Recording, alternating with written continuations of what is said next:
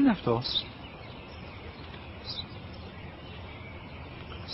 Ένα σφουργίτη.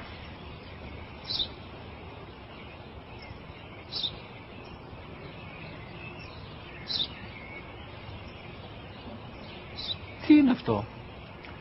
Μόλις τώρα στο παπατέρα, σφουργίτη είναι.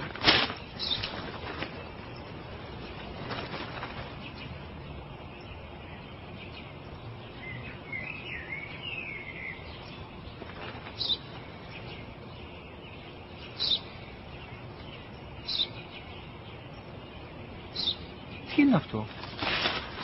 Ένα σπουργίτη είναι, πατέρα. Ένα σπουργίτη. Σπου-γι-τι.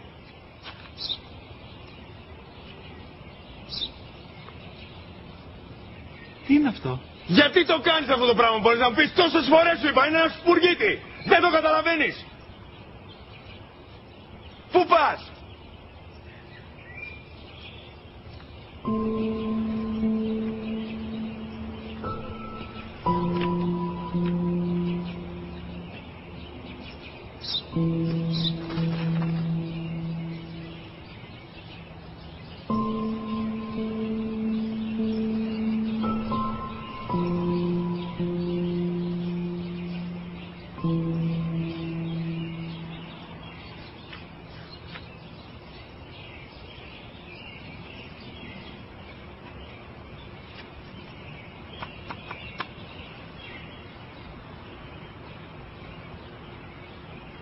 Δυνατά. Σήμερα ο μικρός μου γιος που πριν λίγες μέρες έκλεισε τα 3 καθόταν μαζί μου έξω στο πάρκο όταν ένας σπουργίτη ήρθε και κάθισε απέναντί μας.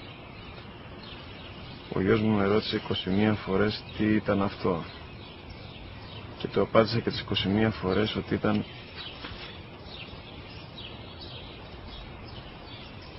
ένα σπουργίτη. Τον αγκάλιασα τρυφερά και τις 21 φορές που μου έκανε την ίδια ερώτηση, ξανά και ξανά, χωρίς να εκνευριστώ, νιώθοντας στοργή για το αθώο μου αγοράκι.